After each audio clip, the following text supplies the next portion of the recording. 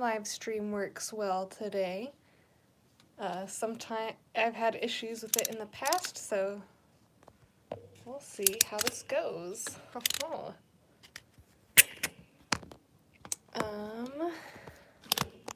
Sorry guys. There we go. Haha. There we go. So, a quick explanation. I have had all these drawings for quite some time. It's time that they are colored in. As you can see, I'm currently working on a Scooby Doo Pitbull mashup, so this will be fun. If you've seen one of my previous videos, I talk about wondering if I was a furry artist, just because I've drawn so many crazy pictures. So we'll see how far I get in today. I thought it would be fun to tell different stories about animals from my family, from friends, just funny stories. So yeah, it'll be a good time, a fun time, hopefully, and I hope you all enjoy. So let me just get this going on my computer so I can see if there's anyone sending me messages. So, whoa. I thought that was, there we go. Cool. All right. Let us get started. I can just start coloring. Yeah. So, let's see, thinking of a story. I guess we'll go through all the pets that my family has had since I was a child.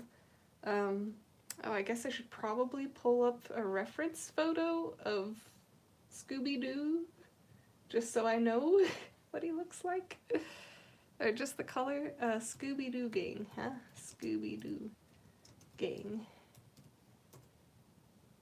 Oh, I just wrote Scooby Doo. That's such a scob. Alright, here we go. Let's see, who should I do? I guess we might as well finish off Fred, who is over here. So we're gonna need some yellows and some cream colors, and what color is his eyes actually? Do we know? Do any of them have colors to their eyes, or are they all just black dots?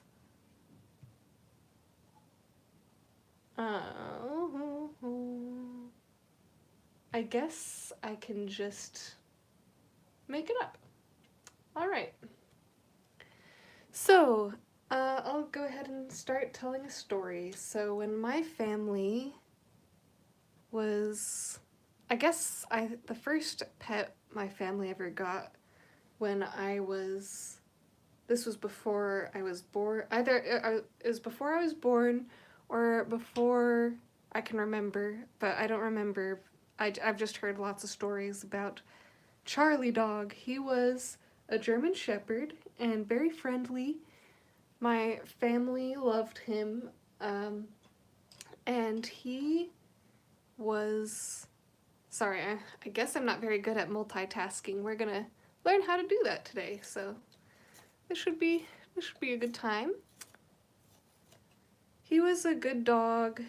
I hear different stories about how my family used to sing around, like, my dad would pull out his guitar and he would sing songs and everyone would sing along with him, and even Charlie Dog would sing along with him. He would howl and howl, and he also got sick in the car a lot.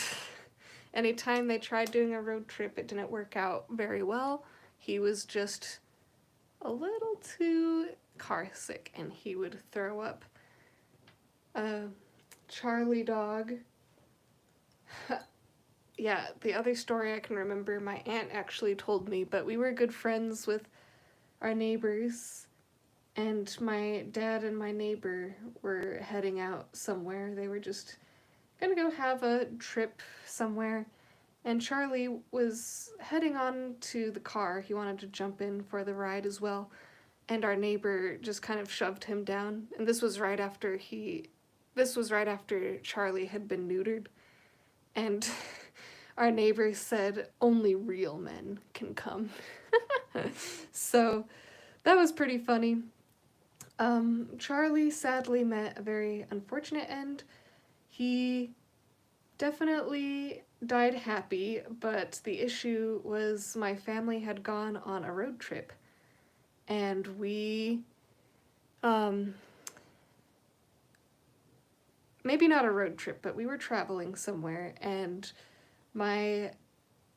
so we had our cousin watch the dog for us, and unfortunately, Charlie got out and ran into a sheep field. And I have nothing against the farmer for protecting his sheep. I'm told that Charlie died with a lamb's leg in his mouth, so I'm sure he was living it up, having a great time. My brother was mad, which is very valid. But yeah, poor Charlie was not long with us in our family. But sometime later, my family moved to Colorado Springs, and I was probably 4 or 5 around this time when my dad decided we need some dogs again, and so we got a German Shepherd, and her name was Shadow, and I don't remember what the other dog breed was. I think she might have been a mutt. I thought they might have been sisters, so her name was Chance, and that was because my family adored the Homeward Bound movie, and so we named them after those characters. And they were good dogs as well. Shadow used to jump into the bathtub with me. This was back when I was too young to still figure out how to do baths on my own. So, we'd have the door open and my family would help me bathe. And Shadow, I guess, didn't like the idea of me being in the bathtub, so she would jump in. I didn't quite like that, but part of me sort of misses that. And Chance, I feel like,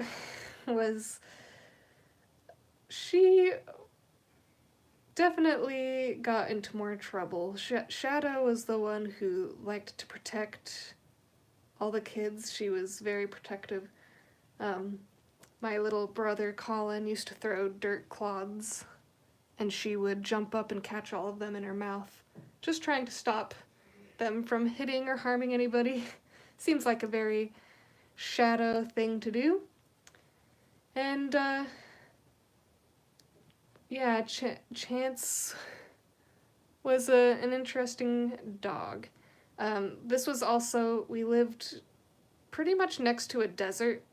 We had our house was this very strange house, and the backyard we had a crabapple tree, and it was just chunks of grass. My dad built a shed. That's something he seems to do wherever he goes. And, so we had our grass, but then we had the chain link fence, and then just beyond that was the abyss. There was just desert for as far as the eye could see.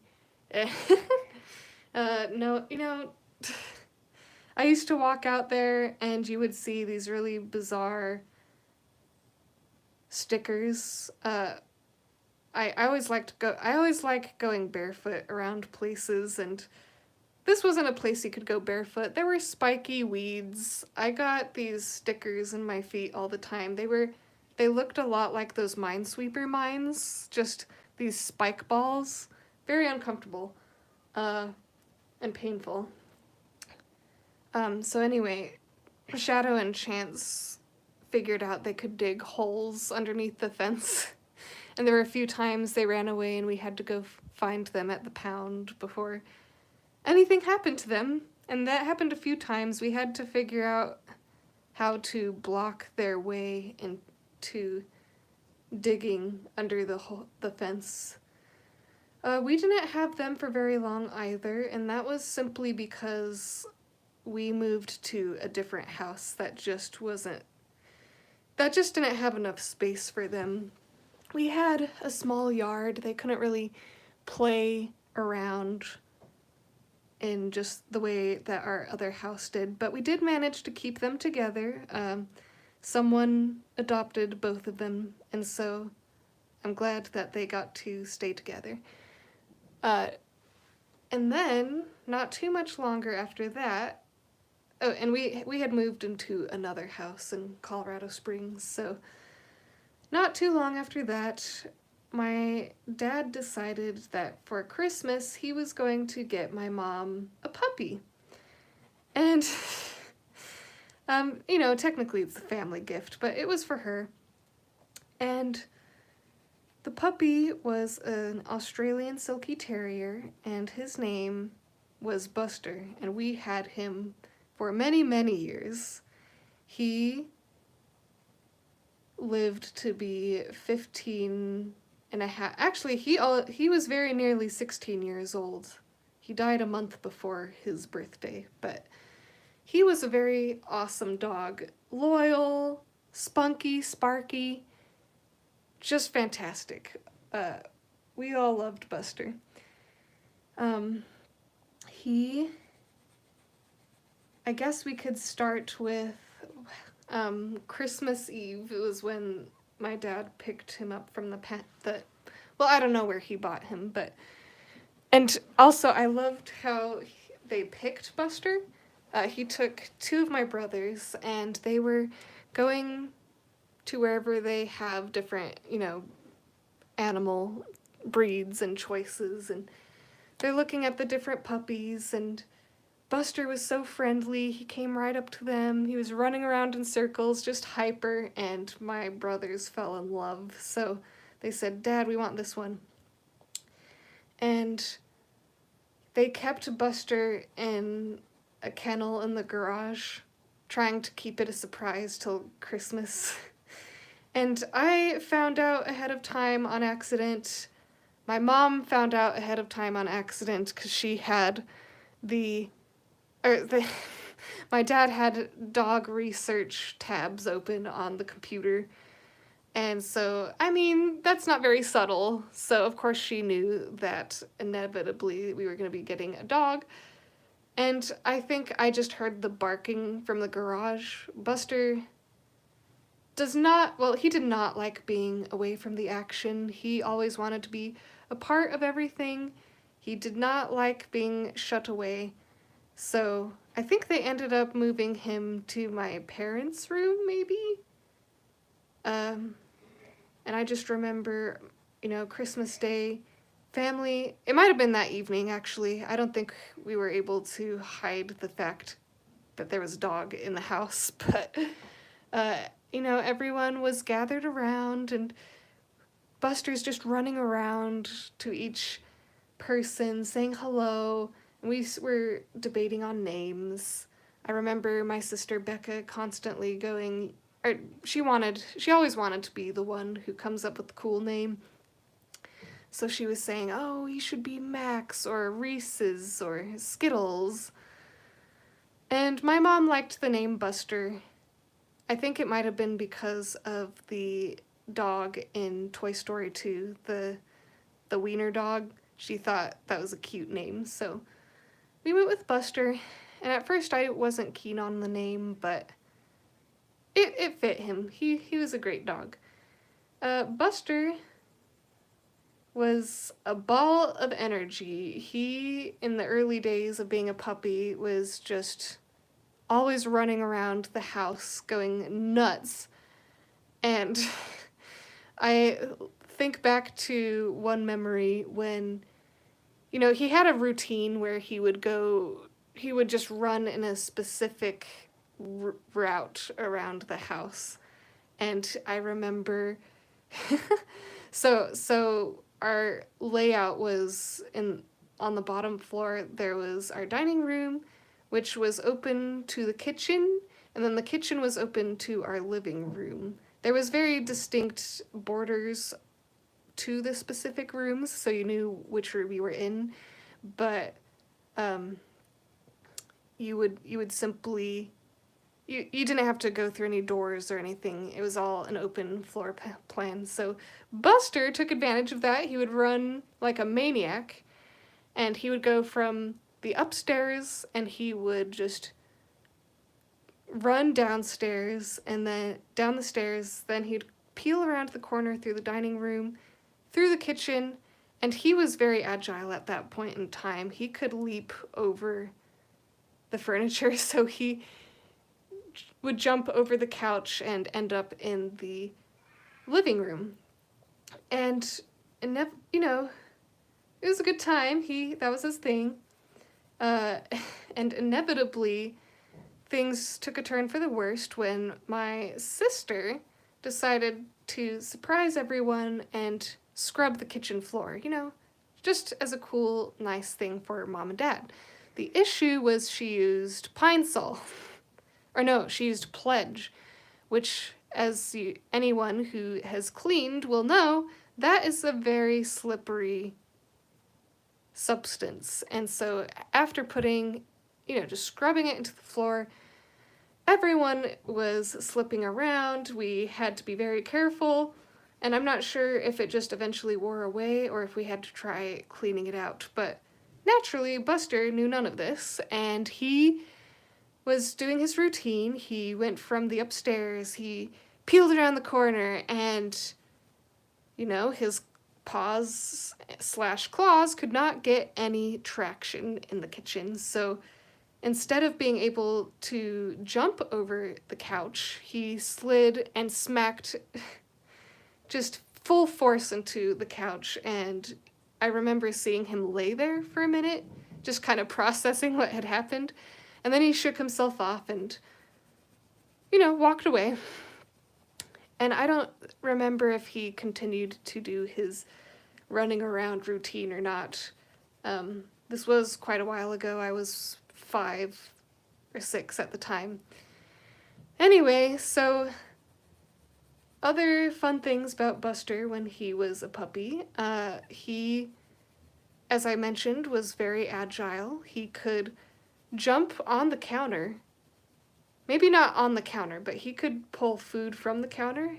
So we had to be cautious about how close to the counter we left food or prepared food. He actually got very good at stealing sandwiches. And as someone who at the time was pretty short, I had to get a chair to prepare anything that I wanted to make out of his reach. So yeah, he was an agile, spunky dog. There was one time he ran away. It might have been when we were trying to get him to have a bath. He despised baths. Baths were his ultimate nightmare. And so he ran away, and we could not find him. We were calling him, going up and down the street, and we thought, we're never going to see this dog again. And my mom went to the pound to see if maybe the animal catcher had gotten him or if someone turned him in. And she saw this guy, so she found Buster, and she saw this guy there claiming that Buster was his dog. And it was kind of a nuts experience. She, said, no, this is my dog, and the guy had no shame. He looked her straight in the eye, said, no, this is my dog. And, when he had run away, he had run without his collar, so there wasn't a way to prove that, it didn't have the address or anyone's name on it. And basically, the only way they were able to prove that it was our dog was that he got excited when he saw Mom. And it was kind of a freaky experience thinking this man could have just taken the dog if no one else had shown up in time. So yeah, we lucked out on that one, especially since Buster was such a loyal, wonderful dog, and he brought so many wonderful memories to everyone in my family. Um, Other fun things about Buster, let's see, so we moved to Germany maybe when I was about 7. I was 7 years old, and we weren't able to, for whatever reason, they let us keep Buster in the main cabin of the airplane, but the rule was we had to keep him in. Oh, that's right, because dogs can't survive that long in overseas in cargo, I don't think. So he was on the main cabin with us, but he was supposed to stay in his crate. The issue was Buster did not like ever being confined, and we tried to kind of drug him so he would remain out of it and not cause issues or disturb other passengers who were on the plane. And inevitably, that didn't do anything. I think my dad gave him 2 pills 2 separate times, which he also managed to spit out a few times. And he just fought the pills. He was so determined not to be without his faculties, and he remained there, just determined to stay awake, and he continued to make noise, and we've just felt embarrassed, but I mean, what can you do? We did the best we could. So Buster, so yeah, we ended up in Germany, and we're not great dog owners for a long time. We never really learned we never trained him, honestly.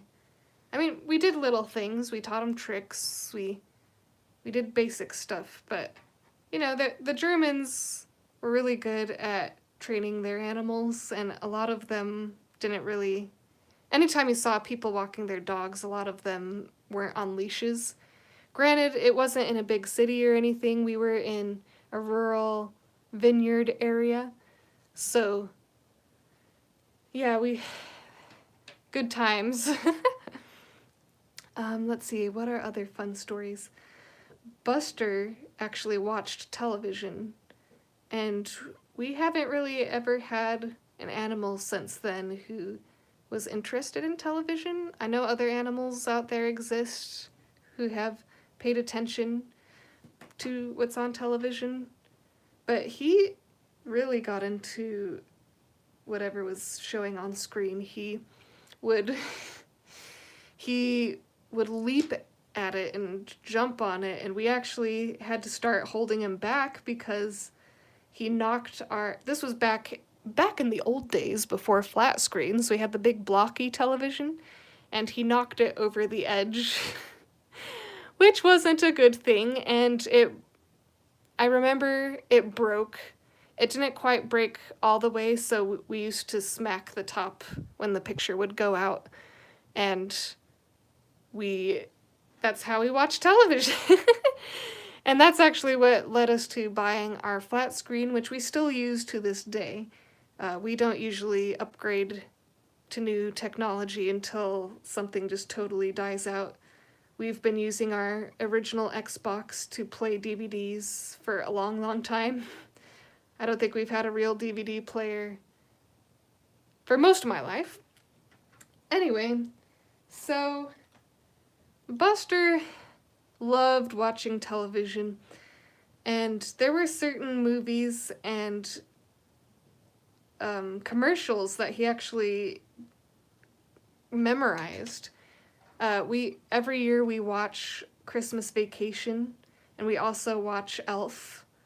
And in the Christmas Vacation movie, there's the scene where the squirrel gets in the house through the tree, and everyone loses their minds, and the squirrel goes nuts, and everyone is running around, screaming like maniacs, and Buster hated that scene. I would have to hold him ahead of time, and I could just feel his muscles tensing as the scene was approaching because he already knew it was coming.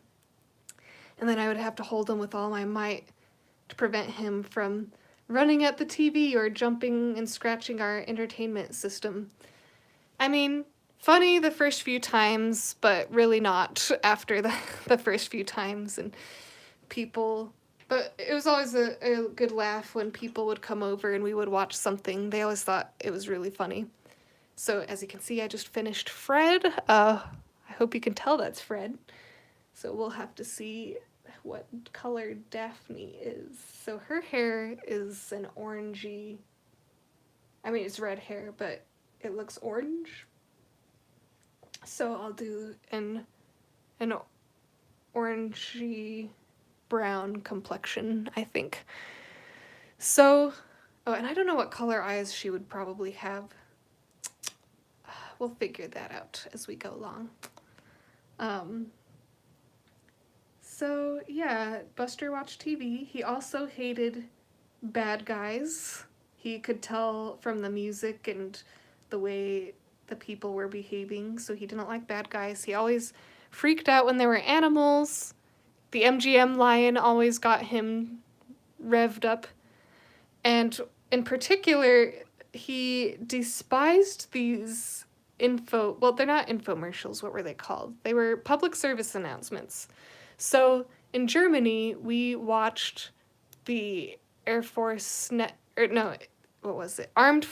Network. And that was basically just a bunch of reruns. So we got a lot of Yu-Gi-Oh!, Pokemon, SpongeBob, Fairly Odd Parents. Those were basically the shows that were constantly on rerun for the kids. My mom liked to watch Oprah. But what was interesting about these was they didn't have paid advertisements. They had public service announcements. And so they would have different things about encouraging people not to smoke anymore. They would have things about learning the culture you're in if you're abroad. Don't wear socks with sandals, that sort of thing. The sort of stuff that military people would need to know. And there was one public service announcement series called Operation Security. It was the OPSEC commercials. Well, commercials, they were public service announcements. And OPSEC had this big football player-like physique guy, this big black guy.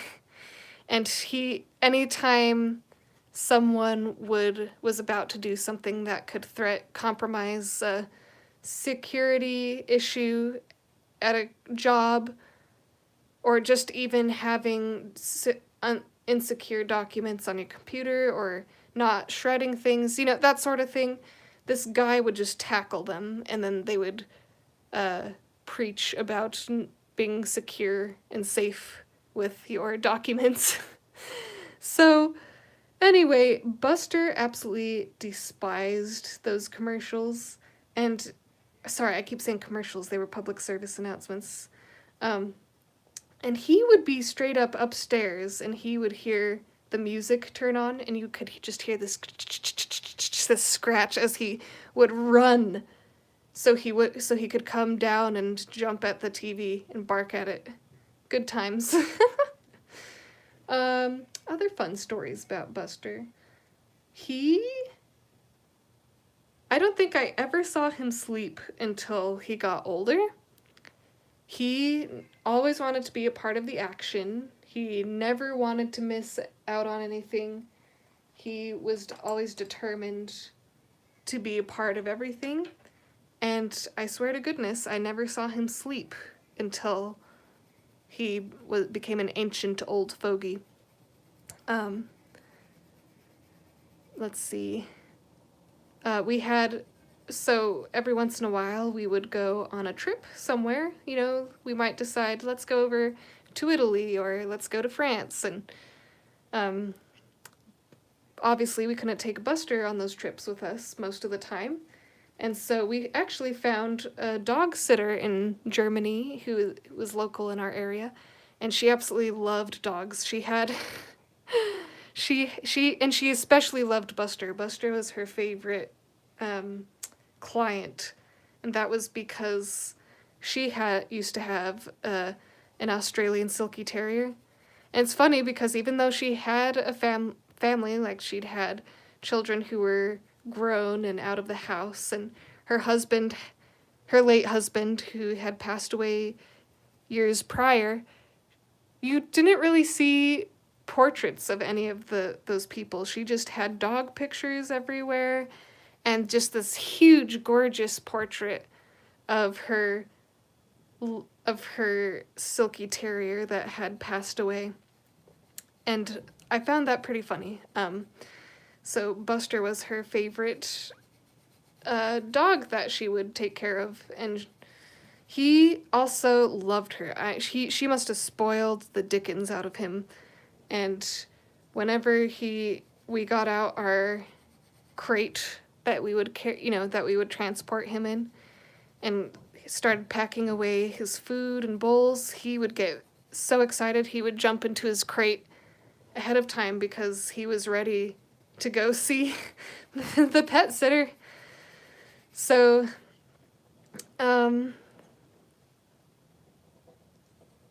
let's see. Buster didn't usually run away all that often. If he did, he would always come home. But he did not get along well with other animals. He was a jealous dog. As he got older, if we would pet sit for other people, he would tolerate the dogs, but you could tell that you could sense it in him that he wasn't thrilled with the idea of having other dogs there taking our attention. And we one time not babysat, but we pet sat for some friends, and the dog we were caring for was Lexi. She was a brand new puppy. I don't remember what breed she was. I think she reminded me of a Rottweiler, but I don't think she was. She might have been a Dachshund. I'm not sure. Anyway, Buster was... He would come cuddle on people a lot more than normal, simply because he wanted us to remember that he was the top dog and not Lexi. And because Lexi was a puppy, we were really struggling remembering, oh yeah, there's a lot of issues that come with having a brand new dog. They're not trained yet. And so she wasn't house trained yet. She kept wetting on things. Our family was used to our dog Buster. And it was really funny when the family came to pick her up. My autistic brother, Jesse, opens the door, and he had no chill. He just said, boy, she was a pain. No greeting or anything. And we had to have a talk with him. Well, I didn't, but my father had a talk with him about being courteous to guests. So... yeah, but there wasn't anything wrong with Lexi. It was just that she wasn't trained yet, and we weren't used to having a puppy anymore. So, let's see. Buster, what other stories can I tell you about him? What a wonderful dog he was. Let's see. Thinking back to Germany, which was quite some time, over 12 years now. Wait, let's see. We moved to Maryland in 2010. Yeah, so this year will be 12 years since we lived there. Let's see. Buster. Our family always, whenever we had dinner, it was the rule that no one could go anywhere until everyone had finished helping clean up. inevitably a lot of the boys in the family would disappear. You know, oh, suddenly I've got to go use the bathroom. Oh, okay. Never comes back. So anyway, one of the coveted evening chores was to walk the dog, because that would get us away from cleaning dishes or sweeping the floor or washing down the table. You know, those sort of things. So what we would do our best to call it as fast as we could. And we loved taking him on long walks through the vineyards, and basically we usually took the same route. We would walk all the way down to this big walnut tree, and sometimes if we had more time we'd walk even farther and even farther. Sometimes we would walk him all the way to a spaghetti ice establishment, and man, you've got to try spaghetti ice if you have the opportunity. It is delicious. Basically, it is vanilla ice cream with white chocolate, and it is put through a press, so it looks like spaghetti noodles. And then on top, they sprinkle the white chocolate flakes to look like cheese, and then there's a coating of raspberry sauce, and it looks amazing. It's a great dessert imposter, and it is delicious. So I always liked getting spaghetti ice. But Buster, let's see, in the vineyards, we also had to be watchful for other people walking their dogs, because Buster did not handle meeting other dogs very well, or any animal for that matter. All the time I was determined to keep him on the leash, but everyone else wanted to be like the Germans and pull him off the leash and let him walk, and he'd be fine until inevitably we would encounter somebody, or if a raven was eating some of the wine grapes, or if there was a snake. He actually was good at catching snakes and shrews and mice and that sort of thing. So he would catch those in the vineyards, and we'd have to yank them out of his mouth.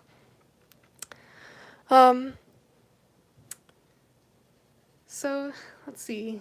He hated fireworks, and New Year's is a big deal in Rudesheim, where we lived. You can see all these fireworks going up on the Rhine River, and with the view of the castles and fireworks reflecting in the water, it's truly a beautiful and remarkable thing if you're able to find footage of that somewhere, you know, a good time. Or if you're able to go, that's even better. But, and of course, that's going to create a lot of noise, and Buster would lose mind. He would run around. He would actually go find his crate and hide in it, just because he was so scared he was just scared of the noise and the chaos. So yeah, he wasn't a fireworks fan. I mean, he wasn't necessarily skittish, but he was actually a very courageous dog. I figure if anyone had ever tried to harm any of us, he would stand up. He would have stood up for us. Our current dogs could care less if someone came in and murdered everybody, but yeah, he was fierce little terrier. So eventually we moved to Maryland. So that was back when I was a teenager. I was turning 14 when we moved to the States, back to the States. So we brought Buster back here with us, and at that point he was probably 10 years old. Let's see. Yeah, around that age. And he loved our house in Maryland because we were able to let him out whenever he wanted. He could just bark at the door and we'd let him out. We have a big yard so he could explore. We didn't have to worry about him running off. Although it did get kind of irritating because he sometimes wasn't sure what he would want. We didn't have a pet door or anything, so he would bark and we'd let him out, and then he'd sit outside for a second and then decide, nah, I don't want to be out here. And then he'd bark to be let back in or scratch at the door. And then we'd bring him back in, and then he would go, still, nah, I want to go back out. And it was just this awful game we were constantly playing. Oh, I thought of another memory from Germany. So we had a wood stove, and we didn't really use it. We had radiating heating, so there wasn't necessarily a need for the wood stove. We actually had to have a chimney sweep come twice a year to make sure that there wasn't anything caught in the chimney, or the stovepipe rather. And yeah, there wasn't any use for it really. We sometimes used it at Christmas time to burn all of the wrapping paper. But so as you can imagine, we didn't really use it. So that would explain why one day we hear this loud chirping sound, and we're wondering, what on earth is that chirping sound? There's got to be a bird in the house. Like, we thought maybe it's outside by the door or something, and it wouldn't stop. It just kept going and going.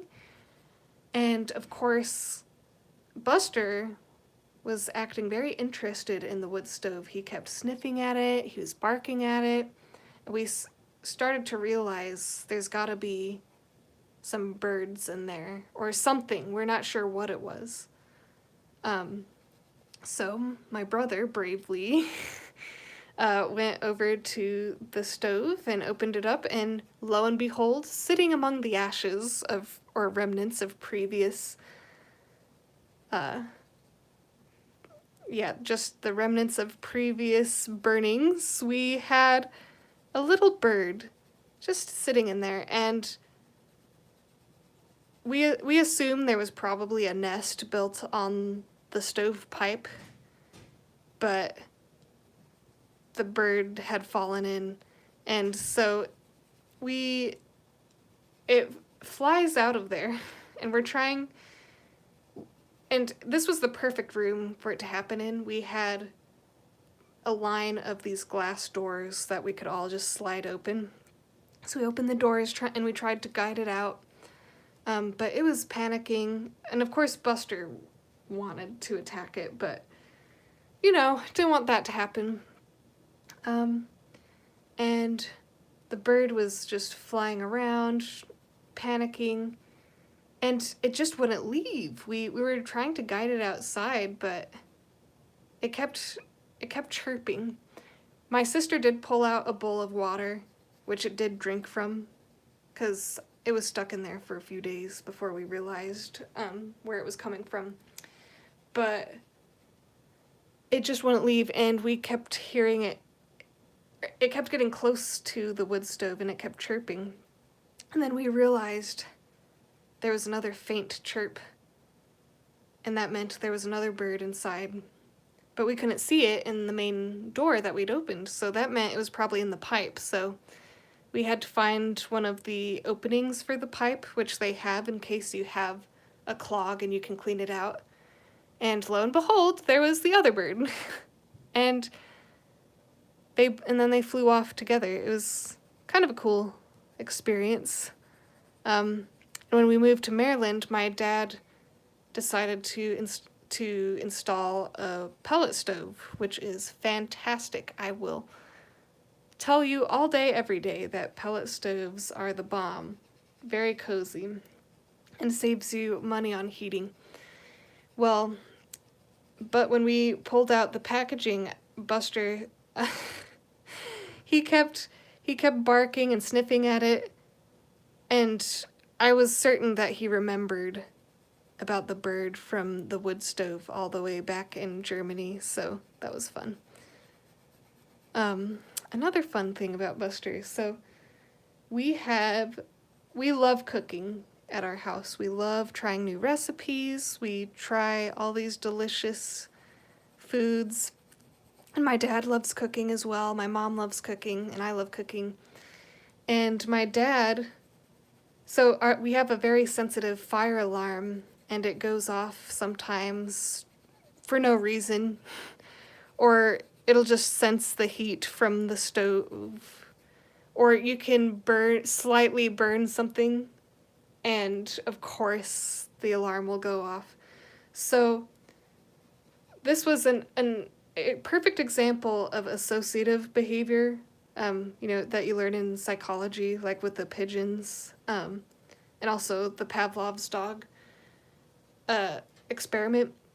Because what happened was we happened to be making, we used garlic a lot in our cooking, and our fire alarm one week just kept going off, and whenever that happens, we'll open the doors and try to air out the kitchen so that the alarm will calm down. And Buster, of course, has very sensitive ears, being a dog, and he would hyperventilate and freak out over the sound. Well, over time, it got to a point where we would start cooking garlic, and he started hyperventilating, and I wondered, what's going on? Like, why are you hyperventilating? There's nothing going on. The fire alarm hasn't gone off.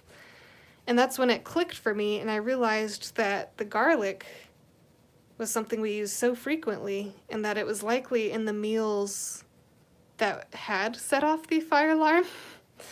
And so he would panic at the smell of the garlic because he thought it meant that really awful loud screechy sound was going to bother him. So, can't blame him for that. So, thoughts on our Daphne so far? It's kind of hard to tell with the lighting. If you see, I'll definitely need to put some browns in there so it doesn't look unnatural with the orange. But we'll get there when we get there. I hope you're all enjoying my dog stories. It's been fun, kind of just running through the stories through my mind and telling them. I'm sure there's so many more that I'm missing. Oh, this is a big one. I should have told this one straight away. So, Buster had a tooth decay problem, which can happen in smaller canines kind of frequently. So if you get a terrier, it's good to feed them good food. Be careful about the treats you're giving them. Definitely give them toys that they can chew on and keep their teeth clean. But he kept having tooth decay, and by the time he was an old dog, I would say easily 16 of his teeth had been removed, and his tongue just stuck out simply because he didn't have any teeth there to hold it in. So we took him to a German veterinarian because he also was getting sick from the decay, because when you have tooth decay, it actually affects other parts of your body as well. So that wasn't good, and I was at girls' camp when this happened. But basically, my parents took him to the doctor, and to put him under, they used what was it? I don't know if it was anesthesia. It was a sort of gas.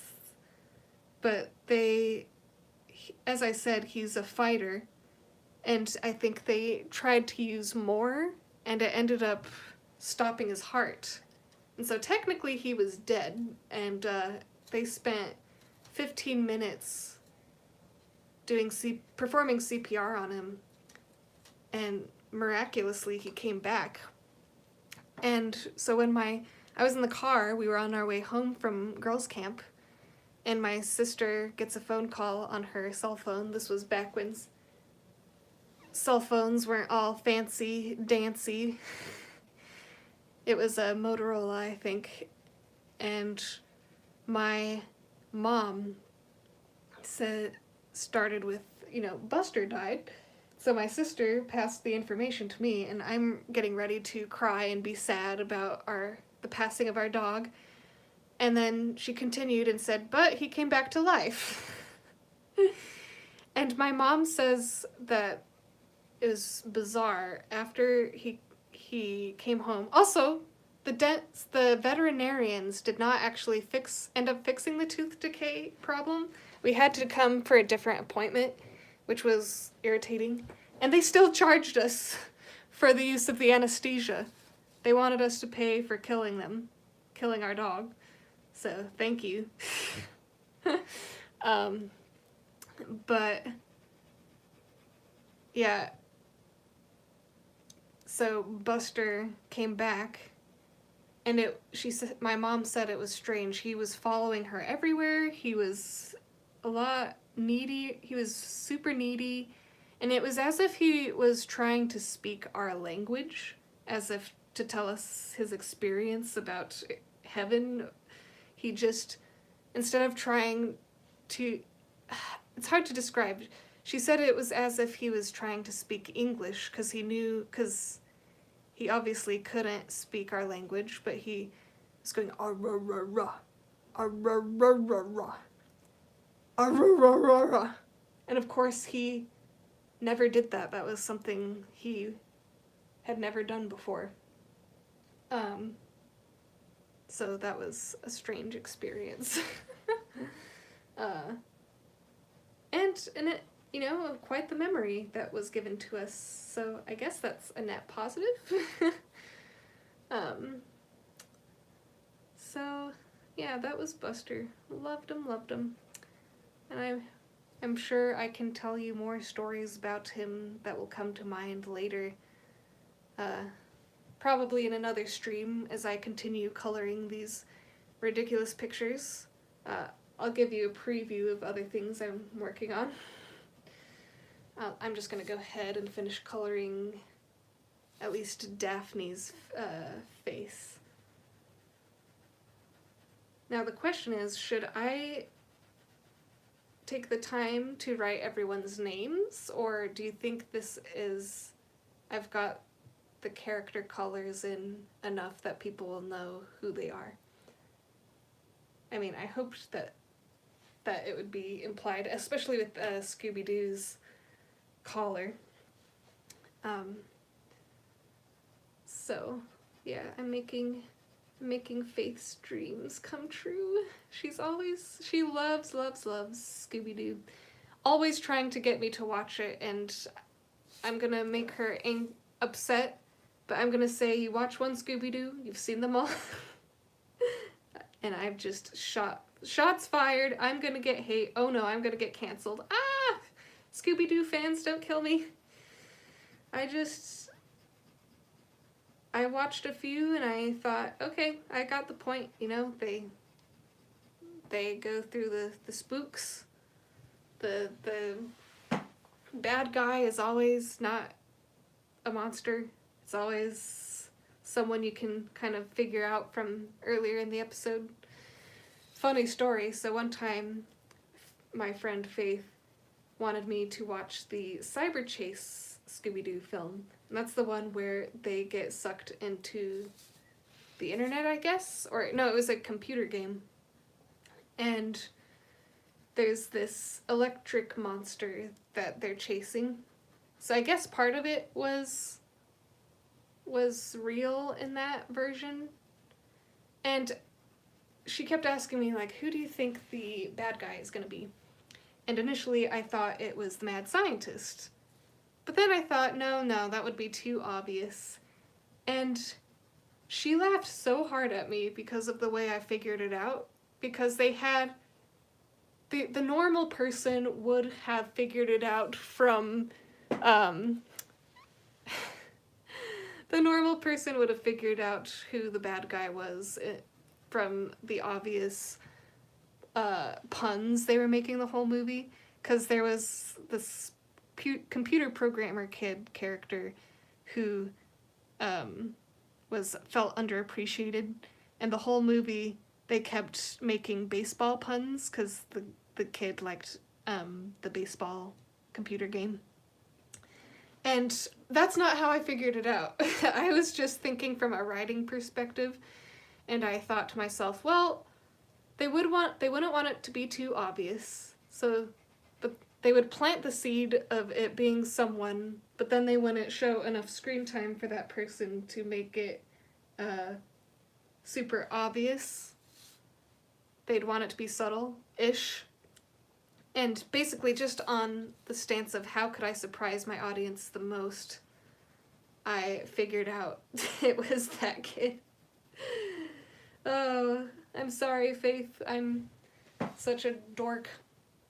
Alright, I guess I should try to blend this now with maybe, I think I'll try a peach color. That might, I don't want to try white because I think that will make it too light. So I'll tell you another animal story. This was a story of a friend, so I wasn't told directly from the source. So forgive me if I am telling it incorrectly, but basically this family had this cat, and the cat was bonkers enormous, just Garfield fat. And they couldn't figure out how it was getting so fat because they gave it a very regulated diet. It had the exact amount of food in its bowl every single day. There was pretty much zero reason for it to be fat. And, you know, what a mystery. How is this happening? Does it have bad blood sugar? I don't know. Anyway, so one day the owner is standing by the window, and what do they see? They see their fat cat climbing a tree and just catching birds out of midair and eating them. And he thought, okay, well that explains that explains why it's getting so fat. And, you know, they didn't want to do this, but, you know, having the cat be unhealthy in terms of obesity levels wasn't good. So they declawed the front claws, and, you know, that was just the hope to help the cat stay regulated on a proper diet. So you would think, okay, like, they figured it out, moving on. Well, the cat just kept getting fatter. And they're just completely just baffled. How is this happening? We took care of the claws. It can't possibly be catching anything else. Once again, the owner is standing by the window, just kind of sipping their coffee, looking out in the morning as the dew glistens in the sun. And they see once again their cat, their declawed cat, using its back claws to climb the tree. And then, in one moment, it sees a bird pass by. It hangs by one leg, by one claw, and then catches the bird with the other back leg. That is just acrobatics at its finest. Well, the owner said, all right, screw it. You've earned eating birds at this point. We're not gonna try to stop you. You've obviously overcome these obstacles. I don't know if they decided to maybe cut back on the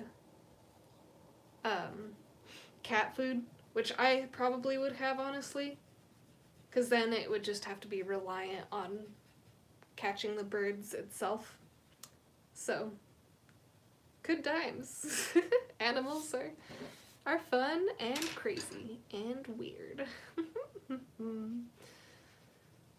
Alright, let's see. How does that look? Does that look realistic? Let's see. What do you think of the colors? That might be good. It could use a little more orange, I guess. I'll just give it a light coat. Oh, Daphne, you are looking a beauty, miss. I think I'll give her brown eyes, dark brown eyes. That'll look very cute.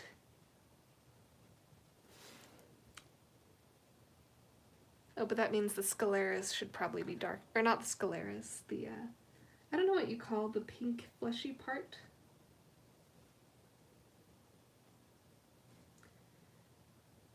Come on. There we go. There we go. Oh, so cute. So cutie. Oh, ho, ho. Maybe it looks a little demonic. Let's give it a little shading, shall we? There we go. Oh, Daphne, you look beautiful. Yes, beautiful, Daphne. Okay.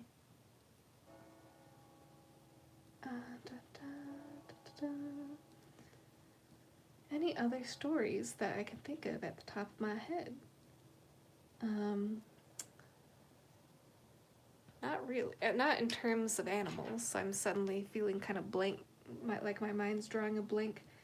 The stream has been going for some time, so I will probably just finish off Daphne, and then if you want to join in with more coloring sessions while I tell stories, yeah, I'll do more. I think this was fun. I'm hoping to become more articulate, to use better words, to become a better public speaker. Maybe not a better public speaker, but I would like to improve my speaking skills. And my storytelling skills, of course, could use some improvement. So, I mean, it's always a good way to practice, and if people want to join in on it, and yeah, go for it, man. And I hope everyone's having a good time. Anyone who stops by. Oh, she's so cute. Oh, Fred just looks like a dweeb, but in this version that I'm coloring and drawing, but I think Daphne is turning out a lot better than I thought she would, because I kind of struggled getting the red hair aesthetic and translating it to the dog color into a more realistic coat. So that's cool. I think it's a little too peachy. I used the peach to lighten it a little bit. Well, that was the intent, but it ended up being a little too light. So I'm gonna have to darken it again a bit with some more orange. Just to really get that in there. There we go. It was just a little too orange before, so this should be good. Oh, would you adopt this, Daphne? Let me know in the chat or the comments. Yeah.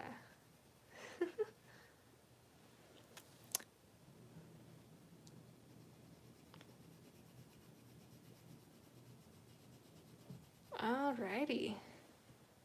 Look at that. I thought I would be able to get more accomplished today, but I spent a lot of time trying to get the shading on Daphne correct.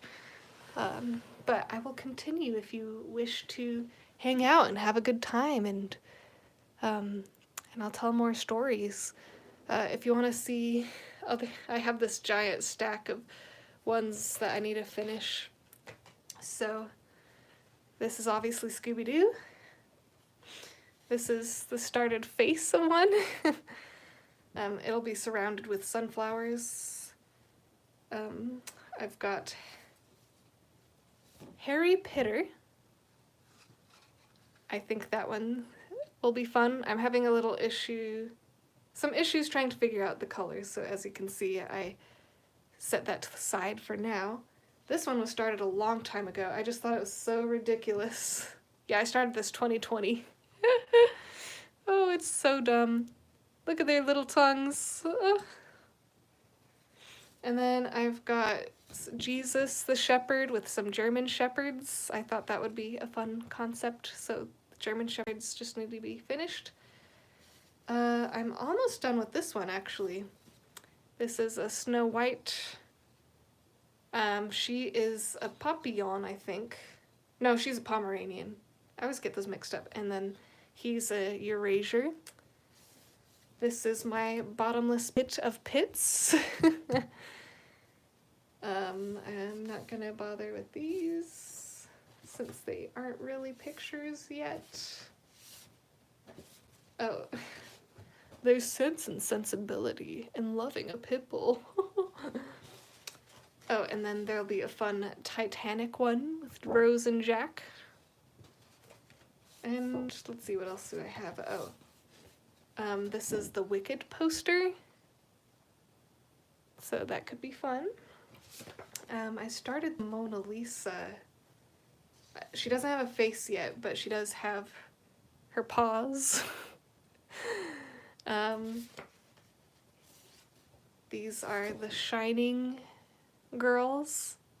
I don't think I brought my markers with me. I guess I didn't really like the marker aesthetic as much, which is why I set it to the side. But I could definitely finish this one. So, silly. And of course, Huckleberry Finn. What a guy. So, yeah, I think if you want to see me work on more of these ridiculous drawings, let me know. I am here for it. And I think the first goal will be to be finishing Scooby Doo. Oh, that was cringe. So, yeah, I'm gonna have to call it good for today. Thank you. I want to thank those who showed up for a minute or two, and I hope you all enjoyed my stories. I have plenty of memories to share. And as always, thank you for joining me on this adventure, but now it's time for you to go find your own. And I'm trying to stop the streaming. Yes, I want to stop it.